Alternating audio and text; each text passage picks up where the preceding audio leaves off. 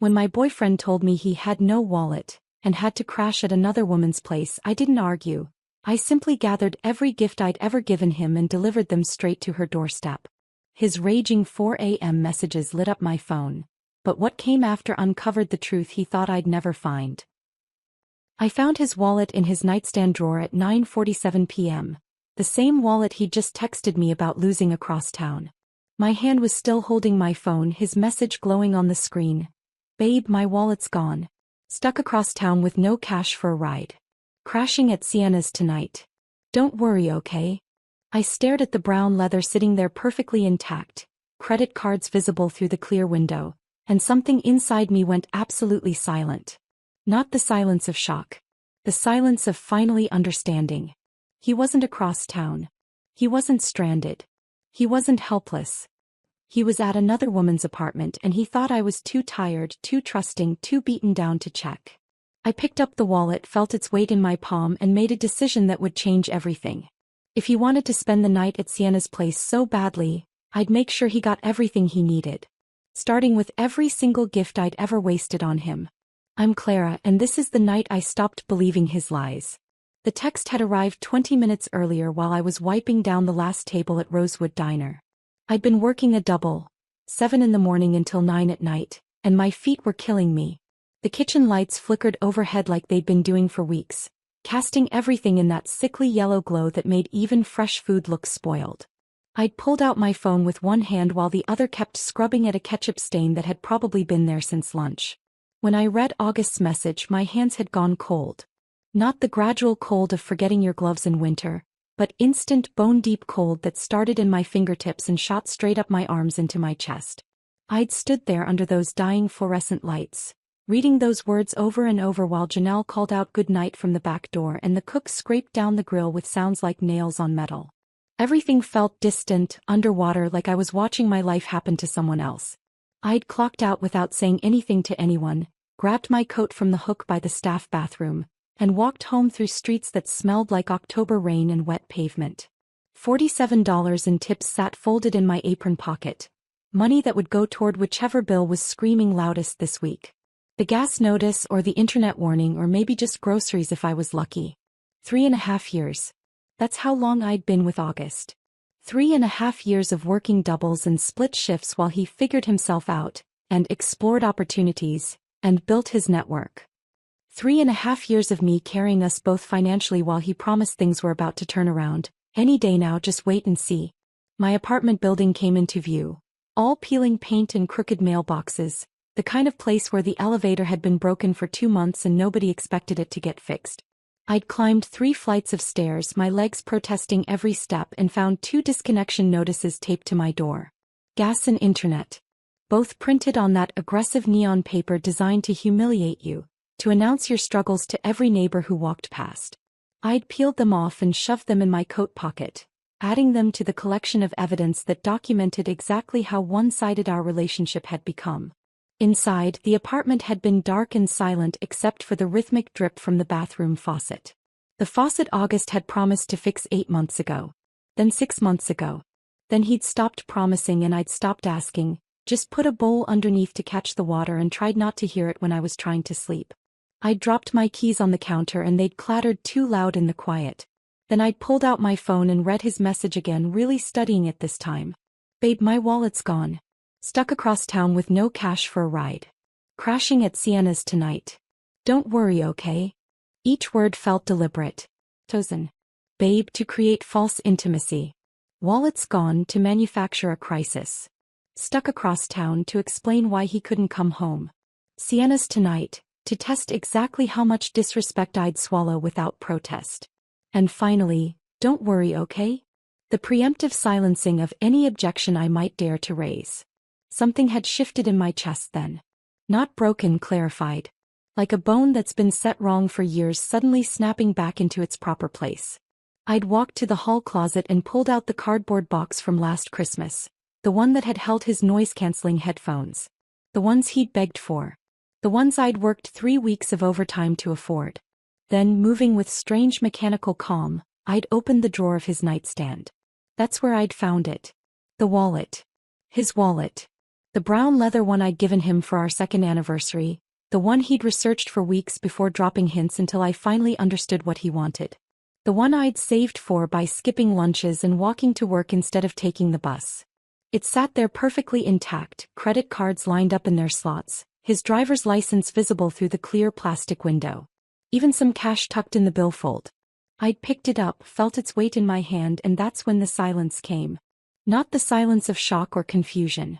The silence of finally, completely understanding. He wasn't across town. He wasn't stranded without money or options. He wasn't some helpless victim of circumstance who needed to crash at a friend's place. He was lying. Deliberately. Calculatedly. And he'd assumed I was too exhausted from working 10-hour shifts, too beaten down by 3 years of carrying us both, too trained to accept his excuses to ever think of checking his story. Tina. The name burned in my mind. I'd met her twice, and both times had left me with that sick feeling in my stomach that women learn to trust even when we're told we're being paranoid. The first time was at Marcus's birthday party last spring. She'd monopolized August's attention for hours, touching his shoulder when she talked, laughing too loud at his jokes, leaning into him like I wasn't standing right there holding a beer I didn't even want to drink. When I'd mentioned feeling uncomfortable on the drive home, August had turned it back on me so smoothly I'd almost missed the manipulation. You're being paranoid, Clara. He's just friendly. You're inventing drama because you're insecure. The second time was 3 months ago when I'd gotten off work early and decided to surprise him with lunch at that coffee shop downtown. I'd walked in and found them hunched over his laptop together, her hand resting casually on his forearm. They'd both looked up startled when I appeared at their table, and August had been too quick with his explanation. We're just collaborating on a project idea. The laptop had closed just a little too fast. Now here I was holding physical proof that he'd lied about the most basic verifiable fact. If he'd lie about something this simple, something I could check in 30 seconds, what else had he been lying about for months? For years? I set the wallet down on the kitchen counter and stared at it.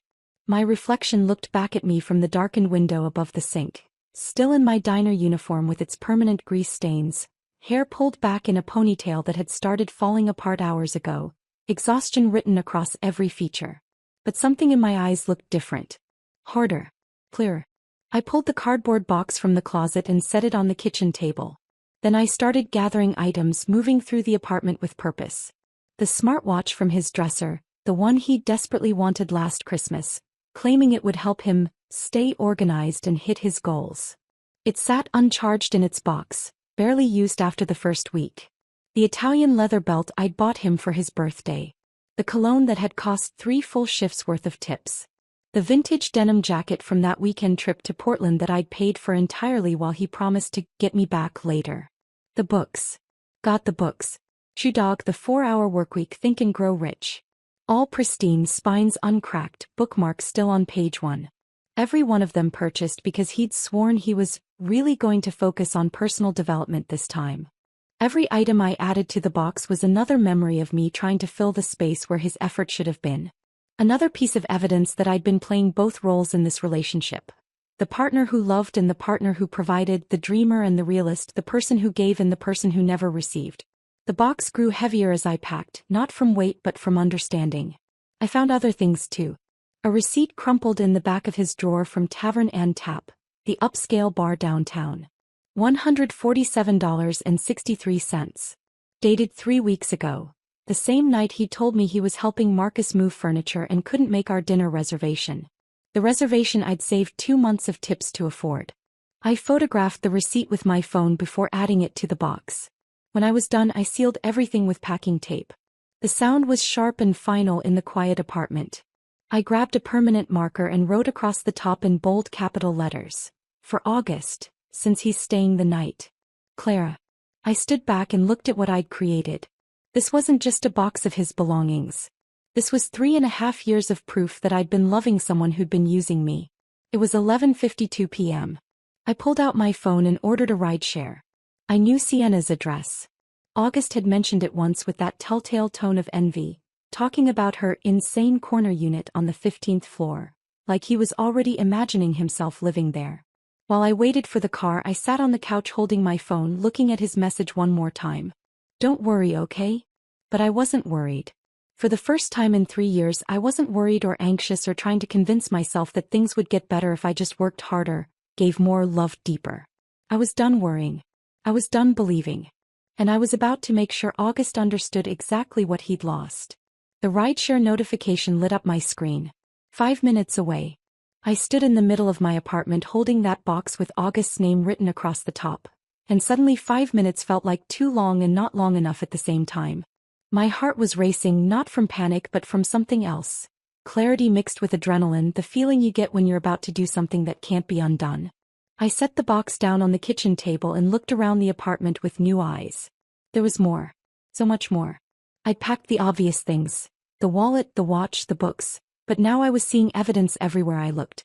3.5 years of me trying to fill the space where his effort should have been, scattered across every surface and shoved into every drawer. I walked back to the bedroom and opened his closet. The vintage denim jacket hung there, the one from that flea market in Portland during our romantic weekend getaway last year. I'd paid for the entire trip.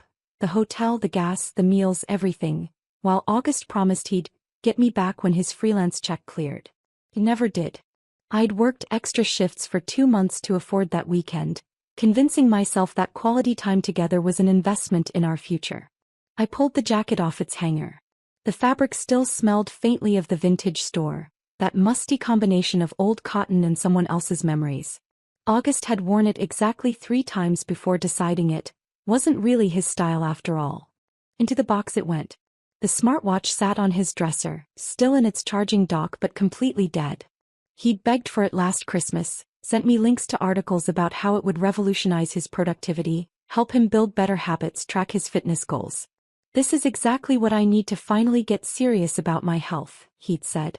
I'd wrapped extra shifts during the holiday rush, dealt with the worst customers of the year, smiled through harassment and single-digit tips, all to afford that watch. He'd used it enthusiastically for about a week. Then sporadically for another week. Then never again.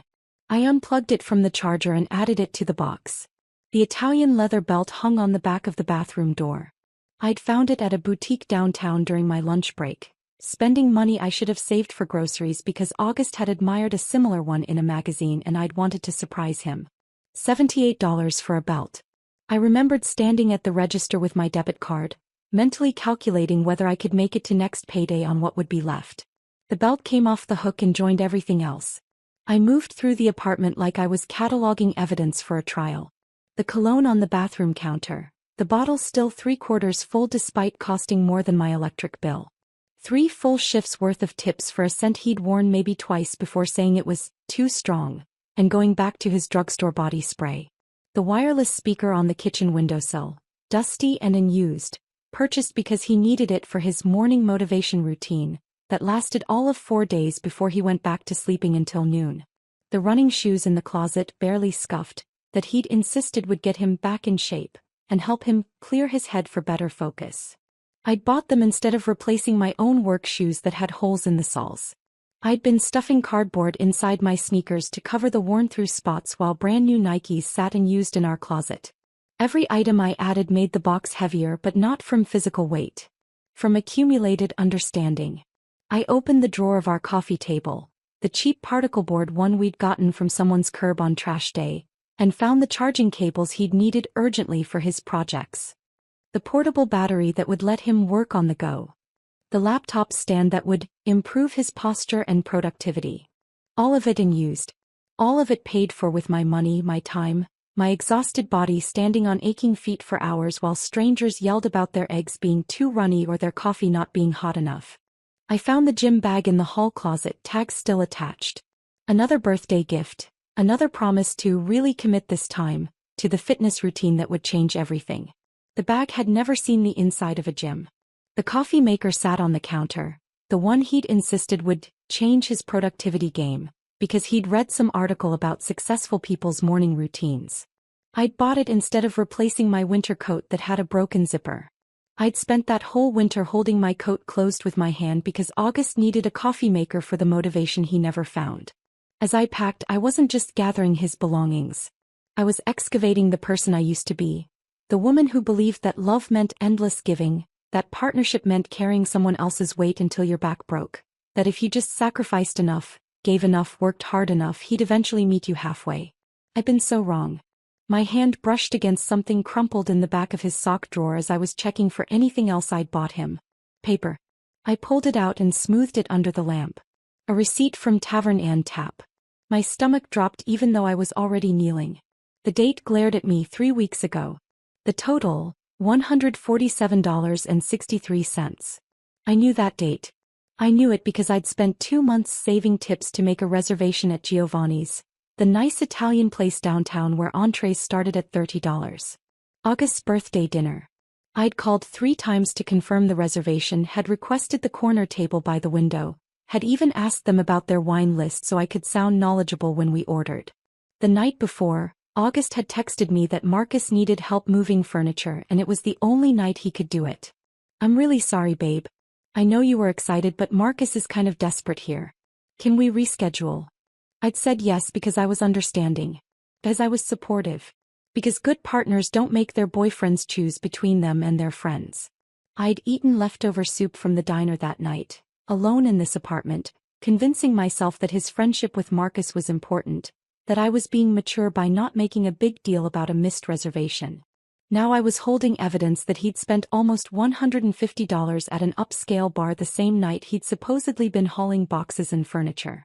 The same night I'd been eating 2-day-old soup and telling myself I was being reasonable. My hands shook as I pulled out my phone and photographed the receipt. Not from sadness, from rage. Rage at him for lying so casually. But also rage at myself for being so willing to believe, so eager to be understanding, so desperate to avoid being called dramatic or insecure or paranoid. This wasn't just evidence of his lies. This was evidence of my complicity in my own diminishment. Every time I'd swallowed my doubt, every time I'd talked myself out of trusting my instincts, every time I'd chosen to believe him over believing myself, I'd been participating in my own erasure. I added the receipt to the box, right on top where it would be visible. The book sat on the shelf by the TV, Shoe Dog, The 4-Hour Workweek, Think and Grow Rich. All purchased because August had gone through a phase of wanting to really focus on personal development and learn from successful people. All pristine. All unread. The bookmarks I'd carefully placed still marked page 1 in each of them. Into the box they went. I stood back and looked at what I'd assembled.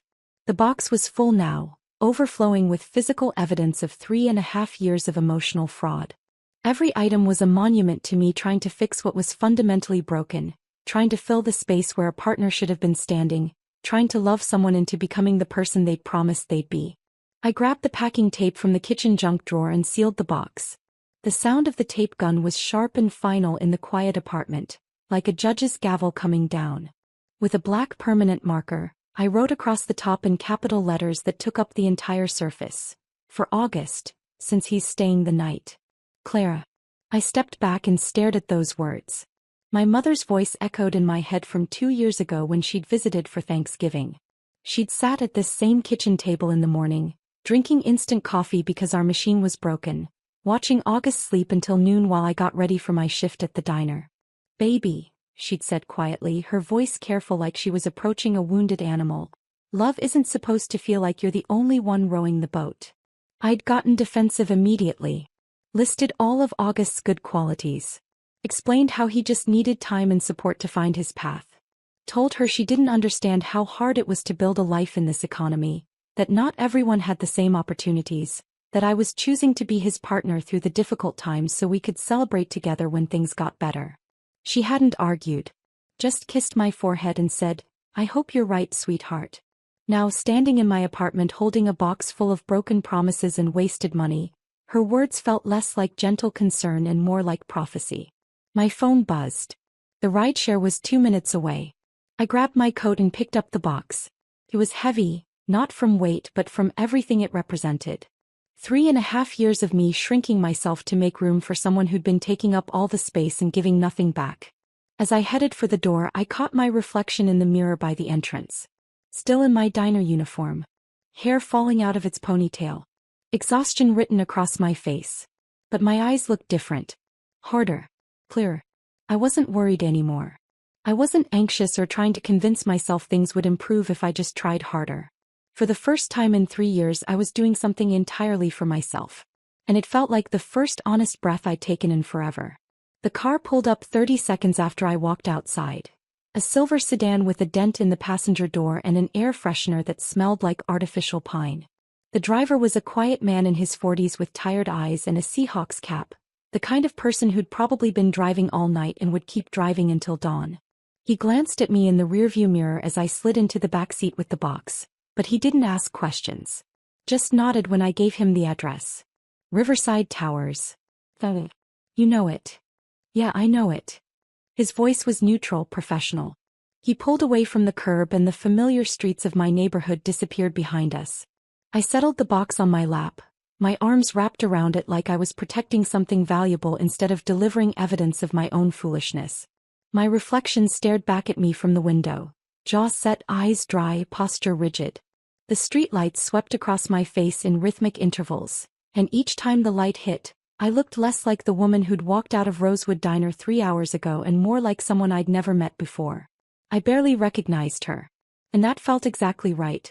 The streets were mostly empty at this hour, just past midnight on a Tuesday.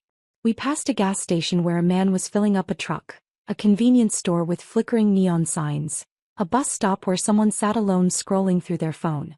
Normal people living normal nights, completely unaware that my entire world had just reorganized itself into before and after.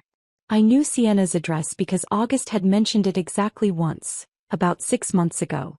We'd been eating takeout Chinese on the couch. I'd paid like always, and he'd been scrolling through his phone when he suddenly said, "Sienna's place is insane. Corner unit on the 15th floor. Floor-to-ceiling windows. She's really got it made." The tone in his voice had caught my attention even then. Not admiration exactly. Longing. The way someone talks about a life they want for themselves, a life they think they deserve but can't quite reach. I'd felt something twist in my stomach but pushed it down. Told myself I was being insecure. Told myself he was just making conversation. Told myself all the things women tell themselves when they know something's wrong but aren't ready to face it yet. Now that memory felt like evidence I'd been collecting without realizing it. The driver caught my eye in the rearview mirror. "You okay back there?" "Yeah." My voice came out stronger than I expected. First time in a long time actually. He nodded like he understood something I hadn't said out loud, and we drove the rest of the way in comfortable silence. Riverside Towers materialized out of the darkness like something from a different city, a different life. All glass and steel and manufactured luxury, the kind of building that screamed, successful young professional, even though everyone inside was probably drowning in student loans and credit card debt just like the rest of us. The only difference was the facade. The lobby glowed warm and golden through floor-to-ceiling windows. I could see the doorman at his desk, a decorative fig tree in a concrete planter, abstract art on the walls that probably cost more than my car. "This is good," I said, and the driver pulled up to the main entrance. "You need help with that box?" "No. I've got it. Thanks."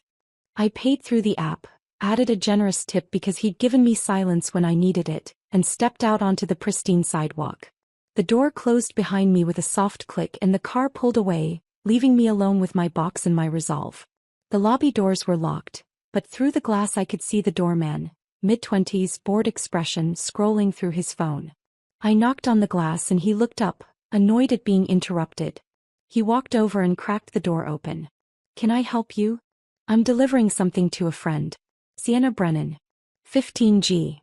He looked at me, diner uniform, messy ponytail, cardboard box with a name written in permanent marker, and I could see him deciding whether I was legitimate or some kind of problem he'd have to deal with. Whatever he saw in my face must have convinced him I wasn't worth the effort because he just shrugged and waved me in. "Elevators are on the right." "Thanks." The lobby was exactly as pretentious as I'd imagined. Marble floors that clicked under my worn sneakers. A chandelier that probably cost more than I made in a year. A seating area with leather chairs that no one ever sat in because this wasn't the kind of building where neighbors talked to each other. I walked to the elevators and pressed the up button. My reflection appeared in the polished steel doors, harsh and unflattering under the bright lights. The woman looking back at me had worked herself nearly to death for someone who couldn't even pretend to appreciate it. Dark circles under her eyes. Grease stains on her uniform that wouldn't come out no matter how many times she washed it. Hands that were dry and cracked from constant washing and sanitizer. But her jaw was set. Her eyes were clear. Her spine was straight. The elevator dinged and the doors slid open. The ride up felt like it took forever and no time at all. The elevator was all mirrors. Ceiling, walls, even the handrails were polished to a reflective shine. Everywhere I looked, I saw myself holding this box, and I watched my reflection like I was watching a character in a movie. Someone brave. Someone done with being lied to. Someone who'd finally chosen herself. My heart pounded as the numbers climbed. Not from fear or sadness, but from something else entirely. Anticipation. The satisfaction of finally taking action instead of just accepting whatever August decided to hand me. The elevator chimed softly as it reached the 15th floor, and the doors opened onto a hallway that smelled like expensive candles and fresh paint. The carpet was plush under my feet, the lighting soft and indirect. Apartment doors lined both sides, each one identical except for the brushed steel numbers. I found 15G at the end of the hall. Corner unit, just like August had said. I wondered how many times he'd been here, how many lies he'd told to explain away his absences, how many times I'd believed him because believing was easier than facing the truth. I set the box down directly in front of her door and straightened my shoulders. Then I knocked 3 times. Loud. Deliberate. The kind of knocking that says I'm not going away until you answer. I heard movement inside. Footsteps approaching. A pause, probably looking through the peephole. Then the sound of locks turning. The door opened. Sienna stood there in yoga pants and an oversized cream-colored sweater that probably cost more than my weekly paycheck. Her hair fell in those perfectly imperfect waves around her shoulders, the kind that takes 20 minutes of careful work to look casual. She held a wine glass in one hand, red wine half empty, and her expression cycled through emotions faster than I could name them. Confusion first, then recognition, then something that looked an awful lot like guilt trying to hide behind a forced smile. Clara. Her voice came out uncertain, like she couldn't quite believe I was standing in her hallway. What are you? I didn't let her finish. These belong to August. My voice came out steady and cold, nothing like the woman who used to apologize for taking up space. Since he's staying here tonight, I thought you should have them. You know, for convenience. Her face drained of color. The wine glass trembled in her hand, the red liquid sloshing dangerously close to the rim. He's not. I don't know what you think is happening, but... The words tumbled out defensive and panicked. Exactly how someone sounds when they're caught in a lie they haven't prepared for. I watched her scramble for an explanation, watched her eyes dart to the box and then back to my face, watched her try to calculate how much I knew and how she could spin this. I pulled out my phone with deliberate slowness, brought up the photo of the Tavern Ann tap receipt, and held it inches from her face. 3 weeks ago, I said, my voice level and factual like I was presenting evidence in court. $147 for drinks and appetizers. The same night he told me he was helping Marcus move furniture and couldn't make our dinner reservation. The one I'd saved 2 months of tips to afford. Sienna's eyes widened as she looked at the receipt. Her mouth opened but no sound came out. Funny thing, I continued. I called Marcus yesterday about something completely unrelated. He hasn't moved in 2 years. Owns the same apartment. Same furniture. Everything exactly where it's always been. I watched the realization wash over her face. The understanding that she'd been lied to just as thoroughly as I had. The calculation happening behind her eyes as she tried to figure out what else might not be true. I don't want explanations, I said, feeling a strange power in my own calmness. I don't want apologies or excuses or whatever story you've been told. I just want you to understand something very clearly. He's been lying to both of us. Maybe to others too. I don't know and I don't care anymore. But now he's your problem. Congratulations on your prize. I turned and walked back toward the elevator before she could respond, my spine straight and my head high. Behind me I heard her voice, wait, or maybe Clara please, but I didn't turn around. The elevator doors opened like they'd been waiting for me. I stepped inside and pressed the button for the lobby. As the doors slid shut, I caught one last glimpse of Sienna standing in her doorway, wine glass forgotten in her hand, staring at the box with August's name written across the top in permanent marker. The chapter closed with those elevator doors. Everything that had happened in that hallway, in that relationship, in those 3.5 years of carrying someone who'd never planned to walk beside me, all of it sealed away behind polished steel. And I didn't look back. The rideshare driver who picked me up from Riverside Towers was different from the first one. A woman in her 50s who asked if I was okay the second I got in the car. I must have looked like I'd just committed a crime or survived one. Maybe both. I'm fine, I said, and the strange thing was I meant it. Better than fine, actually. She nodded like she understood something I hadn't explained and didn't ask any more questions. We drove through empty streets back to my neighborhood, past closed storefronts and flickering streetlights, and I watched the city pass by the window feeling lighter than I had in years. When I got home, I stood in the doorway of my apartment for a long moment before stepping inside. The same space I'd left an hour ago, but everything felt different now. The air felt cleaner. The silence felt peaceful instead of oppressive. I locked the door behind me and leaned against it, closing my eyes, letting the weight of what I'd just done settle into my bones. I'd delivered a box full of broken promises to another woman's doorstep at midnight. I'd confronted her with evidence of August's lies. I'd walked away without apologies or explanations. And I felt absolutely, perfectly calm. I peeled off my diner uniform that still smelled like fryer grease and coffee, balled it up, and threw it in the hamper with more force than necessary. In my dresser, buried under winter sweaters I hadn't worn in years, I found an old college t-shirt from a music festival I'd gone to before I met August. Before I'd learned to make myself smaller to accommodate someone else's ego. I pulled it on and it felt like putting on a version of myself I'd forgotten existed. The shower was hot enough to turn my skin pink, and I stood under the water longer than I should have, watching the day circle the drain. When I finally got out, I made chamomile tea in the mug my mother had given me, the one with the chip on the rim that August always complained about but I refused to throw away. I carried it to the couch, wrapped myself in the blanket from the back of the sofa and sat down to wait. Because I knew what was coming. Part of me, the part that was tired and just wanted to sleep, considered turning off my phone. But a larger part, the part that had been silenced and dismissed and gaslit for 3 years, needed to see his reaction. Needed to watch him scramble and panic and reveal exactly who he was when he lost control of the narrative. The apartment was quiet except for the hum of the refrigerator and distant sirens somewhere outside my window. Normal city sounds. Comforting in their ordinariness. I sipped my tea and felt strangely peaceful, like I was watching a storm approach from behind thick glass. Dangerous and chaotic out there but completely unable to touch me in here. My phone sat on the coffee table, screen dark and silent. I stared at it like I was waiting for a bomb to detonate. At 4:02 a.m. it finally did. The screen lit up with a text notification, and even from where I sat I could see the all-caps aggression of it. "What the hell is wrong with you?" I picked up the phone, unlocked it, and watched as more messages poured in before I could even finish reading the first one. "You showed up at Sienna's? Are you fucking insane? You embarrassed me. You embarrassed her. What kind of psycho does that? Answer your phone. Now."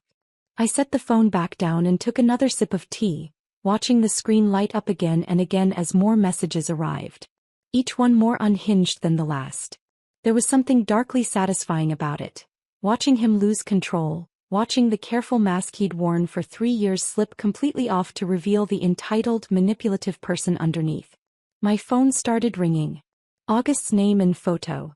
Him smiling at a barbecue last summer, looking charming and harmless, filled the screen. I let it ring until it went to voicemail. Immediately it started ringing again. I declined the call and watched another text appear. "Pick up the phone." Then another. "We need to talk about this like adults." Then another. "You're acting crazy and you need to calm down." I opened my screenshots folder and started methodically documenting everything. Each text.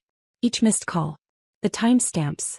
His escalating rage captured in digital evidence that couldn't be denied or rewritten later. By 4:30 a.m. he'd sent 14 messages and called 6 times. I hadn't responded to any of it and I could feel his panic growing with each ignored attempt at contact. The tone of his messages started shifting, rage giving way to something more desperate. "Clara, please. We need to talk. You can't just do this. I know you're upset but this is extreme. Just give me a chance to explain." I almost laughed at that last one. Explain what? How his wallet that he claimed to have lost was sitting in his nightstand drawer. How the receipt from Tavern and Tap proved he'd lied about helping Marcus. How he was spending the night at another woman's apartment while texting me not to worry. What explanation could possibly make any of that okay? My tea had gone cold. I got up to make another cup, and while the water heated, I stood at my kitchen window looking out at the city starting to wake up. Streetlights were beginning to look pale against the coming dawn. A garbage truck rumbled down the street. Someone's car alarm went off and then stopped. The ordinary world continuing on, completely unaware that mine had just reorganized itself into before and after. My phone buzzed again on the coffee table. I ignored it and poured hot water over a fresh tea bag, watching the color seep out and cloud the water. When I sat back down, there were 3 new messages. The tone had shifted again. This time to the strategy I'd seen August deploy dozens of times over the years when he was backed into a corner. Manipulation disguised as vulnerability. Lies wrapped in the language of apology. Look, I'm sorry. I wasn't even there. I lied about staying at Sienna's. I was actually at my brother's place. We had a fight and I panicked. I didn't want to burden you with more stress. Please, call me. We can fix this. I know I messed up, but we're stronger than this. I read it 3 times. Not because I believed a single word, I didn't. But because it revealed something important about how little he thought of me, how thoroughly he underestimated my intelligence. Even caught. Even exposed with physical evidence of his lies. He was still lying. Just with a different story now. A slightly more palatable version that he thought I might accept because accepting it would be easier than facing the full truth of his betrayal. He actually believed I was so desperate to stay with him, so worn down by 3 years of gaslighting and financial abuse, that I'd swallow this new lie just to avoid the pain of ending things. The arrogance of it lit something cold and final in my chest. I set my phone down and opened my laptop. My hands moved with purpose, like they knew what needed to happen before my conscious mind had fully formed the thought. I logged into our phone account, the family plan where I'd been paying both our bills for the past year because he was between opportunities and needed to stay connected for networking. The account I paid for. The account that had both our phones listed. The account that tracked location data. I navigated to the location history and pulled up the past 30 days. What I found made my blood run cold and hot at the same time, like my body couldn't decide whether to shut down or catch fire. Multiple visits to Sienna's address, yes. Late nights. Hours-long stays. That was bad enough. But there was another pattern that stood out even more clearly once I started looking. The Grandview Inn. A cheap hotel on the north side of town, the kind of place with hourly rates and a parking lot you pulled into from the back. It appeared in his location history again and again and again. Sometimes multiple times a week. I opened the calendar on my phone. The one where I tracked everything because August never remembered anything unless it benefited him. I started cross-referencing dates. Every single visit to that hotel coincided with a night he'd claimed to be working late on a freelance project, or helping a friend with something urgent, or meeting potential clients for drinks. October 15th, Grandview Inn, 9 p.m. to 1 a.m. He told me he was working on a website design project with a tight deadline. October 8th, Grandview Inn, 8 p.m. to midnight. He'd said he was helping his friend Trevor with car trouble. September 29th, Grandview Inn, 10 p.m. to 2 a.m. He'd claimed he was at a networking event for freelancers. The pattern went back weeks. Months probably if I scrolled further. This wasn't a mistake. This wasn't a moment of weakness or a one-time betrayal. This was systematic. Calculated. A double life maintained with careful precision and casual lies told to someone he assumed would never be smart enough or suspicious enough to check. My hands shook as I took screenshots of everything. The dates. The times. The locations. The GPS coordinates that spelled out his deception in data that couldn't be argued with or explained away. This wasn't just cheating. This was something darker. Something that revealed exactly how much contempt he had for me, how thoroughly he'd been playing me for a fool while I worked myself to exhaustion to support us both. The sun was starting to rise outside my window, painting the sky in shades of pink and gold. My phone buzzed again with another message from August, but I didn't look at it. I had everything I needed now. And I was done waiting for him to tell me the truth. I stared at the screenshots on my laptop screen until the sun came up fully, the pale morning light turning my apartment from gray to gold. The location data didn't change no matter how many times I looked at it. The pattern remained the same. The evidence of his systematic deception stayed exactly where it was, undeniable and damning. At 7:15 a.m. as the city woke up outside my window, car doors slamming, someone's dog barking, the coffee shop on the corner opening its metal gate, I opened a new text message. My hands were completely steady as I typed. I know about Sienna. I know about the Grand View Inn. I know about the $147 you spent at Tavern and Tap when you said you were helping Marcus. I know you're lying right now about being at your brother's. Your location history says you're still at Sienna's building. I know everything, August. You're free. So am I. I attached 3 screenshots. The location data showing his repeated visits to both Sienna's apartment and the hotel. The photo of the Tavern and Tap receipt. The pattern of lies mapped out in GPS coordinates and timestamps that couldn't be explained away or rewritten. Then I hit send. For about 30 seconds I sat there staring at my phone, waiting for the 3 dots that would show he was typing a response. Waiting for the next lie, the next manipulation, the next attempt to make me doubt what I could see with my own eyes. But I didn't wait long. Before he could respond, I blocked his number. The action felt final and satisfying, like closing a door that had been hanging open for years, letting in cold air and unwanted visitors. But I didn't stop there. I opened every app, every platform, every possible avenue of contact we'd ever used. Instagram, blocked. Facebook, blocked. Snapchat, blocked. Even Venmo, where he'd sent me payment requests he never intended to fulfill, blocked. With each one I felt lighter. Like I was deleting weight from my shoulders, erasing his access to me one platform at a time. By the time I was done, it was 7:45 a.m. I made coffee, real coffee, not the instant stuff I usually settled for, and called a locksmith. The first one couldn't come until tomorrow. The second one had an opening at 11. I'll take it, I said. By noon, a man named Eddie with a tool belt and kind eyes had changed both locks on my apartment door. He didn't ask why I needed it done so urgently on a Wednesday morning. Just did the work, handed me 2 new keys and told me to have a good day. August's old key no longer opened my door. That felt more significant than it probably should have. The next 2 days passed in a strange bubble of calm that I didn't quite trust. I went to work at Rosewood Diner like always, but everything felt different. I smiled at customers and the smiles felt real instead of performed. I poured coffee and didn't spill it because my hands weren't shaking with exhaustion or anxiety. I collected my tips and put them in my pocket instead of an envelope marked for someone else's bills. Janelle noticed something had changed. She cornered me by the coffee station during the lunch rush on Thursday and studied my face like she was trying to solve a puzzle. "Did you get your hair cut?" she asked. "No." "Same hair." "New makeup." "Same makeup." "Actually, no makeup."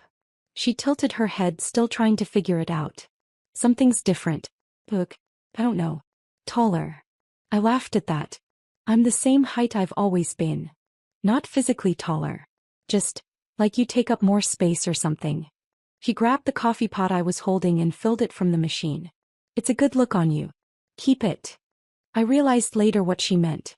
I'd stopped apologizing for existing. Stopped making myself smaller to accommodate everyone else's comfort. Stopped shrinking back when someone needed to get past me or when a customer was rude or when another waitress wanted the better section. I'd started standing up straight and making eye contact and saying, "Excuse me," instead of "sorry," when someone was in my way. On Thursday evening I made dinner in my quiet apartment. Nothing fancy, just scrambled eggs and toast, but I set the table like it mattered. Used a real plate instead of eating out of the pan. Poured water into an actual glass instead of drinking from the tap. Small things. But they felt like reclaiming something I'd lost without noticing.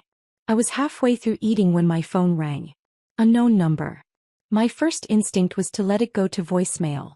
I'd been getting a few calls from numbers I didn't recognize, probably August trying to get through the blocks I'd put up. But something made me answer. Maybe curiosity. Maybe the confidence of knowing I could hang up whenever I wanted. "Hello. Clara." A woman's voice. "Kiki. Kitten. This is Sienna." My entire body went rigid. My fork stopped halfway to my mouth and I set it down carefully on my plate, suddenly not hungry anymore.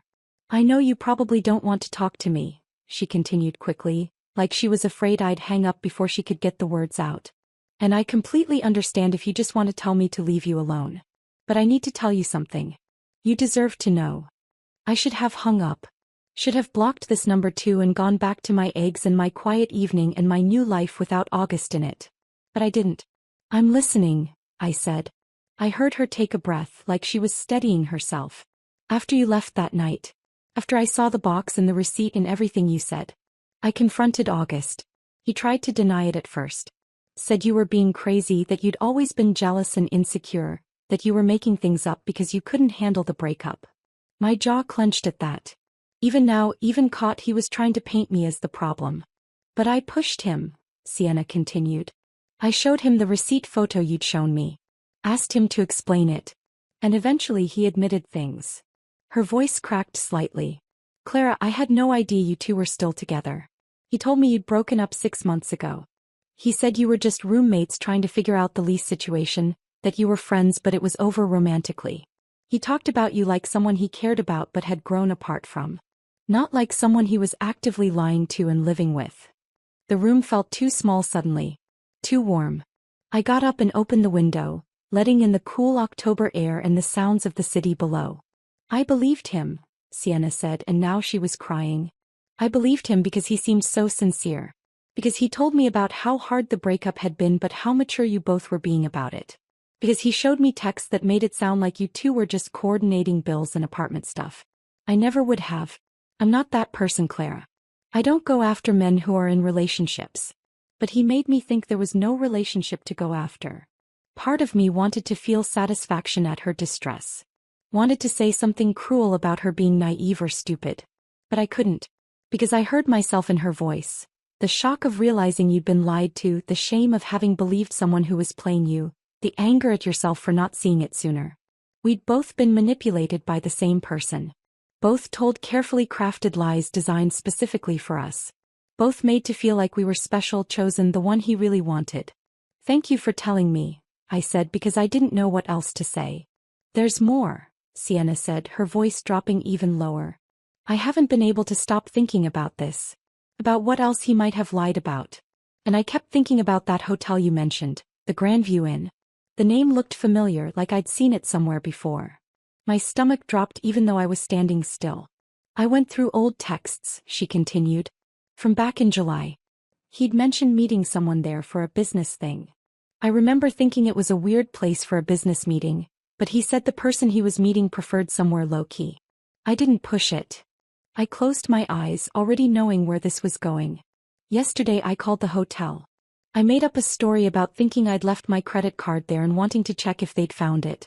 I got transferred to the bar manager. And Clara, there's someone else. The words hung in the air like smoke. A bartender who works at the hotel restaurant. Her name is Rachel. The manager let it slip when I was asking about the date I'd been there. He said something like, "Oh, that would have been Rachel's shift. She would remember if someone left a card because she's really careful about that stuff." And then he said, Sienna's voice broke. He said, August's girlfriend is always really on top of things like that. The room tilted sideways. I gripped the windowsill to steady myself. I played dumb. Asked who August was.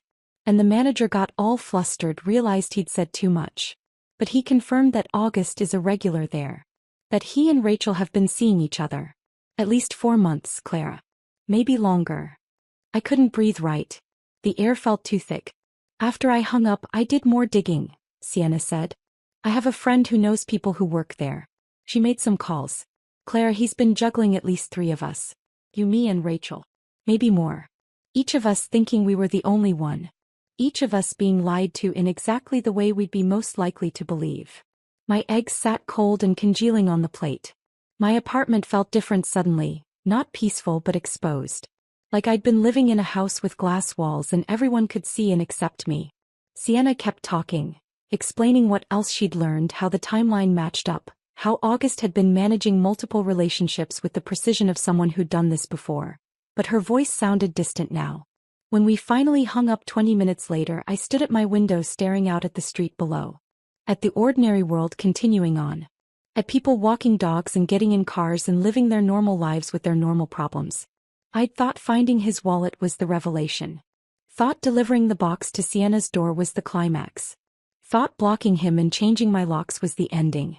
But this was something else entirely. This wasn't a boyfriend who'd made a mistake or had a moment of weakness. This was someone who'd been living multiple lives simultaneously, telling each woman exactly what she needed to hear. manufacturing crises and explanations and excuses with the skill of someone who'd perfected the art of deception. And I'd been so tired, so beaten down by working myself to death to support us both, that I'd never seen it. I stood there until the sun set and the street lights came on, trying to figure out who I'd been sharing my life with for 3.5 years. Trying to figure out if I'd ever really known him at all. I didn't sleep that night.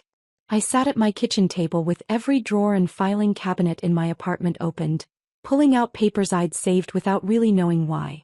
Receipts I'd shoved in coat pockets. Bank statements I'd filed away. Text message screenshots I'd taken during arguments when August had denied saying things I knew he'd said. 3.5 years of evidence I didn't realize I'd been collecting. By the time the sun came up Friday morning, my kitchen table was covered in organized stacks. Bank statements. Venmo transaction histories. Receipts for gifts. Text conversations. A timeline I'd constructed on notebook paper with dates and amounts and broken promises laid out in chronological order. The number at the bottom made my stomach hurt. $4,300. That was just the money I could prove with documentation. The actual amount was probably higher.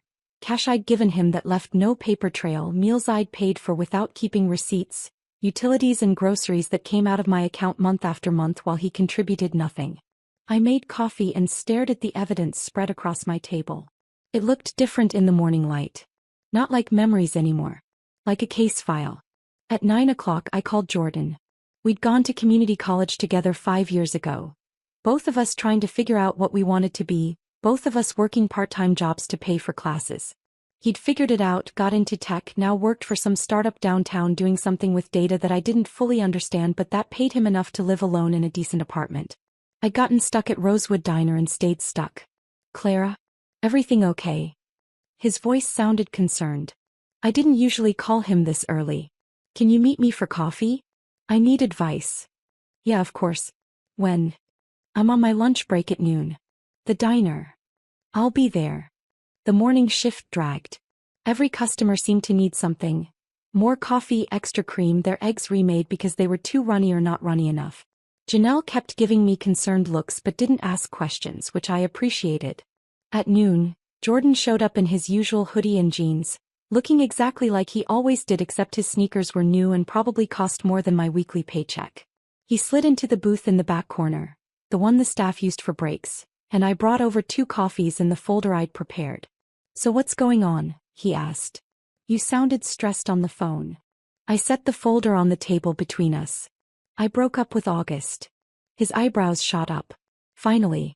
What happened? I gave him the short version. The text about the lost wallet that wasn't lost, finding evidence of him staying at Sienna's place, the other women, the systematic lying. Jordan's expression shifted from surprise to anger to something that looked like he wanted to say, I told you so, but was holding back. Good, he finally said. He was always a user, Clara. I'm glad you saw it. There's more, I said and pushed the folder toward him. The money part. He opened it and started reading. I watched his face as he went through the bank statements, the Venmo transactions with their optimistic notes. Car repair emergency. Investment opportunity, will pay you back Friday. Temporary loan until my check clears. None of which had ever been repaid. Jesus, Clara, Jordan said softly. He looked up at me. This is over $4,000. 4,300, I said. That's just what I can prove. The actual amount is higher. He kept flipping through pages. Text messages where August had promised repayment. My bank statements showing rent payments for 18 straight months with no contribution from him despite living in my apartment. Receipts for gifts I'd bought him. Birthday presents, Christmas presents, just because presents, that added up to thousands more. Clara, Jordan said carefully, setting down the folder. You know you can file a small claims case for this, right? This isn't just you helping your boyfriend. This is fraud. You have documentation. The word hit me like cold water. Fraud. I'd been calling it helping. Supporting. Being a good partner. August had called it borrowing from someone who loves him, temporary loans, investments in our shared future. The law apparently called it something else entirely. I didn't even know that was an option, I admitted. You can absolutely do this, Jordan said. Small claims court is designed for exactly this kind of situation. The limit is like 10,000 in this state, so you're well under that. And you have evidence for everything. That's the hard part, and you've already done it. He pulled out his phone and started typing. I know someone. A lawyer friend. Well, friend of a friend who does consultations. Her name's Ms. Vance. Let me see if she has any openings this week. Jordan, I can't afford a lawyer. Consultations are free. And honestly, for something this clear-cut, you probably don't even need one. But she can help you file correctly. Make sure you don't miss anything. He looked up from his phone. You deserve to get this money back, Clara. He stole from you. That word felt too strong. But looking at the evidence spread between us, I couldn't argue with it. Jordan got me an appointment for Saturday morning. Ms. Vance's office was above a used bookstore downtown, up a narrow staircase that creaked with every step. The door at the top had frosted glass with her name painted in gold letters that were starting to peel. She answered on my second knock. A woman in her 50s with gray hair cut short, sharp eyes behind rectangular glasses, and a no-nonsense manner that reminded me of my high school math teacher. The kind of person who didn't tolerate excuses or bullshit. You must be Clara. Jordan said you'd be coming. Come in, sit. Her office was small but organized. Bookshelves full of legal texts, a desk covered in neat stacks of papers, 2 chairs facing each other with a small table between them. It smelled like old paper and coffee. I sat down and handed her the folder I'd prepared. She opened it without small talk and started reading. I watched her face as she went through everything. Professional neutrality at first. She'd probably seen hundreds of cases like this. But as she kept reading, her expression shifted. Her jaw tightened. Her eyes narrowed. By the time she got to the text messages where August had promised repayment, next week, over and over again for 18 months, she looked genuinely angry. Clara, she said after 20 minutes, setting down the folder. This is one of the most clear-cut cases of financial exploitation I've seen in years. You have documentation for everything. The loans with explicit promises of repayment. The shared expenses he never contributed to despite living with you. The pattern of deception laid out in his own words. She pulled out a legal pad and started making notes. In small claims court, you don't even need a lawyer. You can represent yourself with this evidence and you'd win. But I want to help you file correctly. Make sure you don't miss anything. Because I've seen too many women lose money to men who think kindness is the same as being stupid. Her words hit something deep inside me. My eyes burned and I felt tears threatening for the first time since this whole thing started. Not sad tears. Angry tears. Validating tears. Tears that said someone finally believed me without me having to prove or explain or justify. How long will it take? Asked my voice rough. She smiled, not a happy smile but a determined one. We can file by the end of the week. Court date will probably be 4 to 6 weeks out. You'll need to serve him papers which we can arrange. And then you show up with this evidence and let him try to explain it away. What if he doesn't show up? Then you win by default. Either way, Clara, you're getting your money back. I left her office an hour later with a plan, a timeline, and the first real hope I'd felt since finding August's wallet in his drawer. Ms. Vance walked me to the door and squeezed my shoulder. You're doing the right thing, she said. Don't let anyone make you feel guilty about it. I walked down the creaky stairs and out onto the street, blinking in the afternoon sunlight. The bookstore below had its door propped open and classical music drifted out. A couple walked past holding hands. A kid rode by on a skateboard. The ordinary world continuing on while mine reorganized itself into something I could finally control. I was halfway home when I saw Mrs. Delgado at the base of our building's front steps, struggling with grocery bags. She was 72, had lived in apartment 2B for 30 years, and had been widowed for a decade. I'd helped her before, carrying things, fixing her computer, explaining how to use her phone, and she always insisted on paying me back with food or coffee or advice I didn't know I needed. Mrs. Delgado let me help. She looked up, her face breaking into a relieved smile. Clara. Thank you, Mija. These bags get heavier every year. I carried them up 3 flights of stairs. She had the same bad elevator I did and she invited me in for coffee. Her apartment smelled like cinnamon and old books, and photos of her grandchildren covered every surface. The furniture was worn but cared for and everything had a place. She made coffee in a percolator that was probably older than me, and we sat at her small kitchen table. She asked about work, about my week, and I found myself telling her everything. Not the legal details but the emotional truth. The lies. The betrayal. The other women. The money. The decision to fight back instead of just walk away quietly. She listened without interrupting, nodding in the right places, her weathered hands wrapped around her coffee mug. "You seem different lately, Mija," she said when I finished. "Lighter. Like you put down something heavy you'd been carrying too long." "I feel different," I admitted. "Stronger maybe. Or just less tired." She reached across the table and took my hand. "My Roberto, he was a good man. We had 43 years together before the cancer took him. But before Roberto, I wasted 3 years on someone who made me small. Someone who took and called it love." I squeezed her hand, waiting. The day I left him, my mother said something I never forgot. She said, "Mija, sometimes the worst people teach us the most important thing, that we're stronger than we knew." Mrs. Delgado's eyes were bright with tears and wisdom. "You're learning that now. And one day you'll look back and realize that man didn't break you. He just showed you what you were capable of surviving." Her words settled into my chest like a blessing. Like permission to be angry and sad and strong all at the same time. I stayed for another hour, drinking coffee and listening to stories about her life. When I finally left, she hugged me at the door. "You're going to be okay, Clara. Better than okay." Walking back to my own apartment, I believed her. Ms. Vance filed the paperwork on a Friday afternoon, exactly 1 week after our meeting. She called me that evening while I was at work to confirm everything had gone through. "You're officially filed," she said over the phone. I could hear papers shuffling in the background. "Court date is November 14th. 9 in the morning. You'll need to be there 30 minutes early." November 14th. 6 weeks away. It felt like forever and not long enough at the same time. "What happens now?" I asked, stepping into the back alley behind the diner where the signal was better and no one could overhear. "Now we wait. The court will serve him papers within the next week. He'll have time to respond, get a lawyer if he wants one, prepare his defense. And then you show up with your evidence and let the judge decide." After we hung up, I stood in the alley for a few minutes, breathing in the cool October air mixed with the smell of fryer grease from the kitchen vents. 6 weeks of waiting. 6 weeks of knowing he knew I was coming for him. The thought should have made me anxious.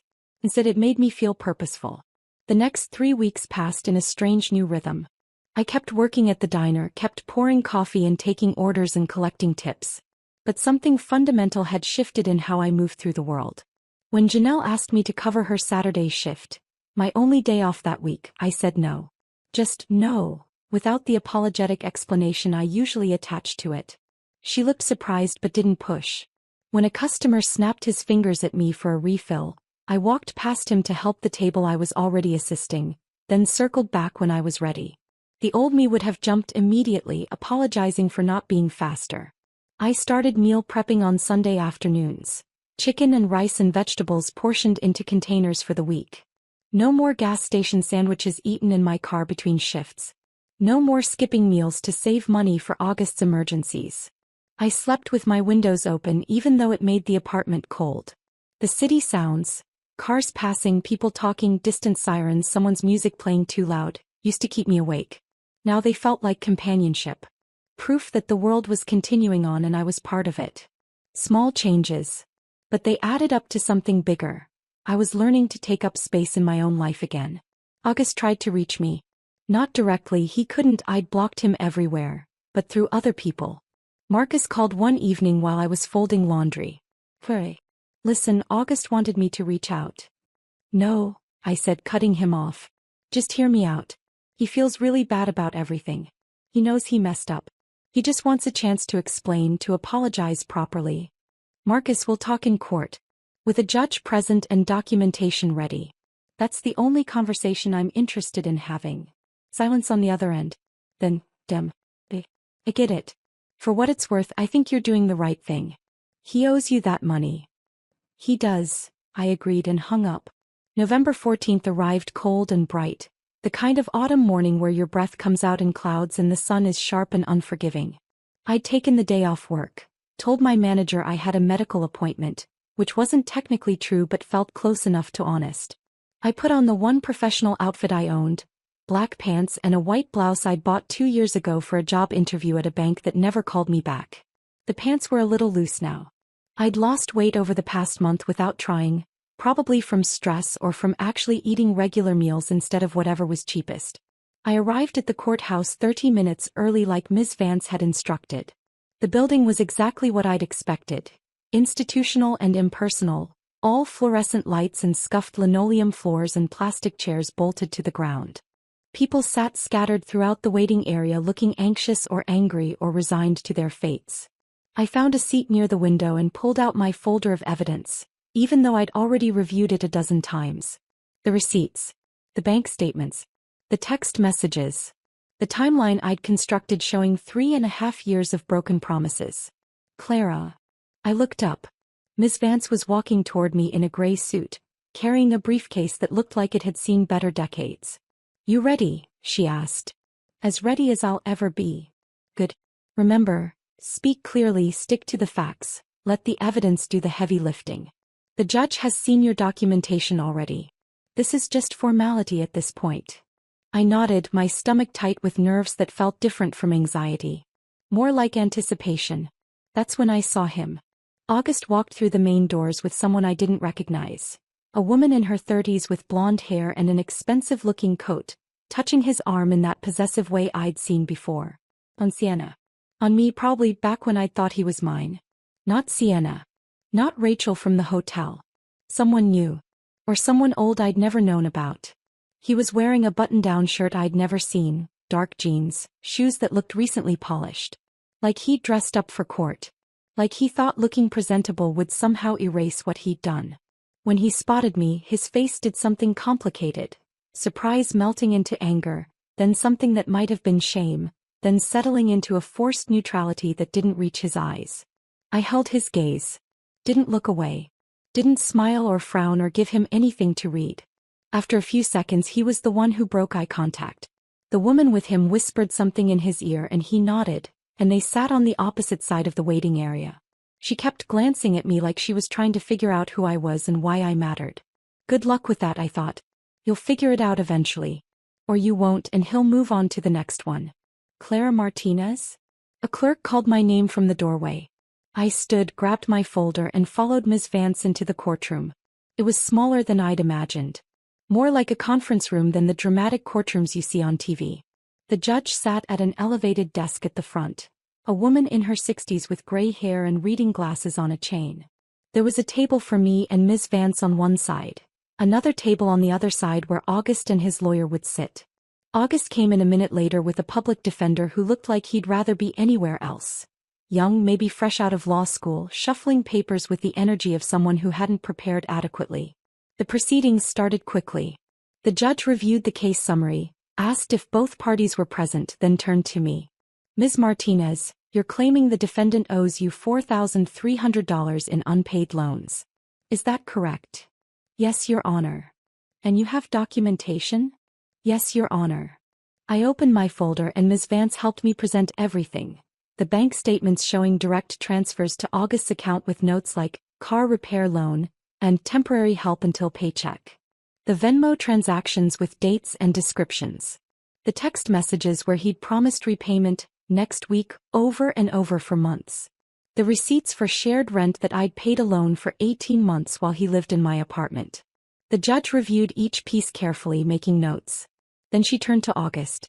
"Mr. Reeves, do you dispute that you received this money from Ms. Martinez?" August's lawyer stood. "Your Honor, my client acknowledges receiving financial support from Ms. Martinez during their relationship. However, he contends that this was mutual support between partners, not loans with repayment obligations. Does your client have any documentation showing his financial contributions to their shared household?" The lawyer shuffled his papers. "No, Your Honor, but does your client have any evidence that these transfers were intended as gifts rather than loans?"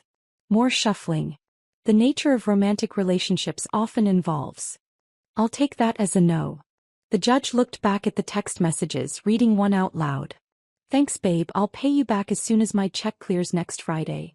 That was sent on March 12th. "Did that check clear, Mr. Reeves?" August shifted in his seat. "I had unexpected expenses." That's not what I asked. Did you repay Ms. Martinez as promised? No, but... Thank you. The judge made another note. She reviewed the evidence for another few minutes in silence while my heart pounded so hard I could feel it in my throat. Finally, she looked up. The plaintiff has documented evidence of $4,300 in loans with explicit promises of repayment via text message. The defendant has provided no counter-evidence and no proof of contribution to shared household expenses he claims to have paid. This is straightforward breach of verbal contract with written documentation. She turned to August. Mr. Reeves, I'm ruling in favor of the plaintiff. You are ordered to repay Ms. Martinez the full amount of $4,300, plus court fees of $287, for a total of $4,587. Payment plan options are available through the clerk's office. Do you understand? August's face had gone red. This is... Do you understand? The judge repeated, her voice sharp. Yes, he said through clenched teeth. Something cracked open in my chest. Not triumph exactly, something quieter but deeper. Vindication. Validation. The knowledge that I wasn't crazy, wasn't dramatic, wasn't making things up. I'd been right all along. As we filed out of the courtroom, I felt lighter than I had in years. Ms. Vance squeezed my shoulder. Well done. He has 30 days to start payment or face additional penalties. Thank you, I said. For everything. You did the hard part. I just filed paperwork. I was walking toward my car in the parking lot when I heard footsteps behind me. Clara, wait. August's voice. I stopped, turned around. He'd left his new girlfriend at his car and jogged over to catch me. Up close he looked tired. Older somehow. I know you're angry, he said, slightly out of breath. I know I messed up. But did you really have to take this to court? Did you have to humiliate me like this? I stared at him. Really looked at him. And for the first time in 3 years I saw him clearly, not the potential I'd kept projecting onto him, not the man he'd promised he'd become, but exactly who he was. Someone who took and then resented you for noticing. I didn't humiliate you, August, I said, my voice steady and calm. I held you accountable. There's a difference. He opened his mouth to respond, but I was already turning away, already walking toward my car. Clara, he called after me. I didn't turn around. I got in my car, started the engine and drove home through afternoon traffic, feeling the weight of 3 years finally lifting off my shoulders. When I got back to my apartment, I stood in the doorway for a moment, just looking. The dripping faucet had been fixed. The bills were current. The couch was still secondhand and the apartment was still small, but it was mine. All mine. And that was enough. I stepped into my apartment and closed the door behind me, letting my back rest against it for a moment. The space looked exactly as I'd left it that morning. Small, modest, unchanged, but something felt fundamentally different. The dripping faucet was finally silent. I'd fixed it myself 2 weeks ago with a YouTube tutorial and a $20 part from the hardware store. The bills were stacked neatly on the counter, all current, all manageable. The couch was still secondhand with its ripped armrest, but it was mine. All mine. I set my purse down and walked to the window, looking out at the city below. People were getting off work, heading home, living their ordinary lives. The sun was starting to set, painting everything in shades of amber and gold. I felt something settle in my chest. Not happiness exactly, more like peace. The kind that comes from knowing you did the hard thing and survived it. 6 months passed like that. Quietly. Without drama or revelation or the kind of transformation you see in movies. I still worked at Rosewood Diner. Still poured coffee and took orders and dealt with customers who thought tipping was optional. Still came home with aching feet and grease stains that never quite washed out.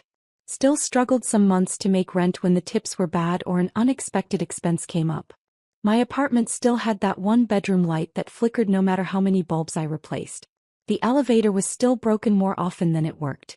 The upstairs neighbors still fought about the same things at the same volume. But I was different. I started saying yes to things I'd always wanted to try.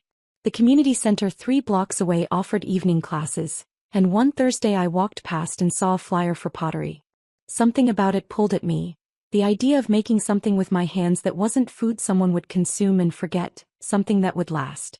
August used to mock stuff like that. Called it hipster nonsense and a waste of money. Said I should focus on practical things like picking up extra shifts or learning skills that would help me get a better job. I signed up anyway. The class was small. 6 people, all women, all there for different reasons. The instructor was a retired teacher named Helen with clay permanently under her fingernails and a patience that felt infinite. She taught us to center the clay, to feel its resistance and work with it instead of against it. My first attempts were disasters. Lopsided bowls that collapsed. Mugs with handles that fell off. Vases that looked like they'd been made by a child. But Helen just smiled and said, "Try again. Clay is forgiving." By the 3rd class I made something that actually looked intentional. A small bowl, slightly uneven but functional. One evening Helen watched me work and said, "You throw like someone who's not afraid to mess up anymore." I looked up at her, hands covered in wet clay. "I've already survived the worst mess," I said. "This is nothing." She nodded like she understood something I hadn't said out loud. The money from the court judgment came in irregular installments. $200 here. $150 there. Always a few days before the deadline, like August was testing how close he could cut it without facing penalties. Always with the energy of someone being forced to do something rather than someone trying to make amends. I deposited each check without ceremony and transferred the money to a savings account I'd opened specifically for this. The first savings account I'd had in my adult life. I labeled it Clara's Future on the bank website, and every time I logged in and saw the balance growing even slowly, even in tiny increments, it felt like reclaiming something that had been stolen. Through Marcus, who I'd stayed friends with despite everything, maybe because he'd apologized for not seeing what was happening sooner, I heard updates about August's life. His new girlfriend had left him after 2 months. He was working part-time at a sporting goods store. He'd moved into a studio apartment on the north side that Marcus described as kind of depressing. "He's going through a hard time," Marcus said one evening when we met for coffee. I stirred sugar into my cup and felt absolutely nothing. Not satisfaction. Not sympathy. Not even curiosity about the details. "We all go through hard times," I said. "The difference is how you treat people when you do." Marcus nodded slowly. "Yeah. You're right." August had become what he always should have been. Someone from my past who taught me an important lesson. Not about love or relationships or trust, but about what I would and wouldn't accept. About the difference between supporting someone and being used by them. I didn't think about him much anymore. When I did, it was with the same emotional distance I'd feel remembering a bad restaurant or a movie I didn't like. A thing that happened. A mistake I wouldn't repeat. Spring came slowly, the way it does in the city. A few warm days mixed in with cold ones, trees budding gradually, people starting to sit outside at coffee shops again. On a Saturday morning in late April, almost 9 months after the night I'd delivered that box to Sienna's door, I was sitting on my fire escape with coffee and a book when I heard Mrs. Delgado's voice from 2 floors below. "Mija. You up there?" I looked down. She was leaning out her window, waving up at me. "Yeah, Mrs. Delgado. What's up?" "I'm making tamales. Come down and help me, these old hands need young energy." I laughed and climbed down the fire escape, letting myself in through her always unlocked window like I'd done a dozen times before. Her kitchen smelled like corn and spices and decades of family recipes. The counter was covered in ingredients. Corn husks soaking in a bowl, seasoned pork in one pot, masa in another. She handed me an apron and put me to work. "You spread the masa like this," she demonstrated, her weathered hands moving with practiced efficiency. "Not too thick, not too thin. Then the filling. Then you fold like you're tucking in a baby." We worked side by side for hours, talking and laughing and listening to her old radio that only picked up Spanish stations. She told me stories about Roberto. Not the sanitized, romanticized version people tell about their dead spouses, but the real thing. The fights they'd had about money. The time he forgot their anniversary and she made him sleep on the couch for a week. The years it took them to really understand each other. "Love isn't what they show you in the movies, Mija," she said, pressing filling into a corn husk. "It's work. Every day you choose it. And both people have to be doing the choosing or it doesn't work." "The difference between Roberto and August," she continued, not looking up from her folding, "is that Roberto grew up and August never will. Some people are still waiting for life to accommodate them. Other people rise to meet life where it is." I thought about that as we worked, my hands learning the muscle memory of something her mother had taught her 60 years ago in Guadalajara, something passed down through generations of women who'd survived harder things than heartbreak. When we finished, she packed up a dozen tamales for me to take home. At her door, she hugged me tight and said, "You're going to be just fine, Clara. Better than fine." I believed her. That evening, I sat on my couch, the same couch where I'd read August's text about the missing wallet almost a year ago, and looked around my small apartment. The flickering light, the used furniture, the modest life I'd built with my own hands and my own work. Nothing had transformed into something magical or cinematic. I wasn't suddenly wealthy or successful or living in a different place. My circumstances were almost identical to what they'd been a year ago. But I was different in ways that mattered more than circumstances. I knew the difference between love and exploitation now. Between partnership and parasitism. Between staying because you hope things will change and leaving because you know they won't. The box I'd left at Sienna's door wasn't revenge. Not really. It was a declaration of my own worth. A line drawn in permanent marker that said, "I will not disappear for your convenience." Everything that came after, the location data, the other women, the court case, the slow rebuilding of my life, those were just the aftershocks of that first seismic choice to value myself over someone else's comfort. I didn't know what came next. Maybe I'd meet someone who saw me as a partner rather than a resource. Maybe I'd stay single and content with my pottery classes and my friendship with Mrs. Delgado and my Thursday evenings at the community center. Maybe something I couldn't even imagine yet. But whatever came, I'd face it as someone who'd learned the hardest way possible that choosing yourself isn't selfish. It's survival. August lost a woman who would have given him everything.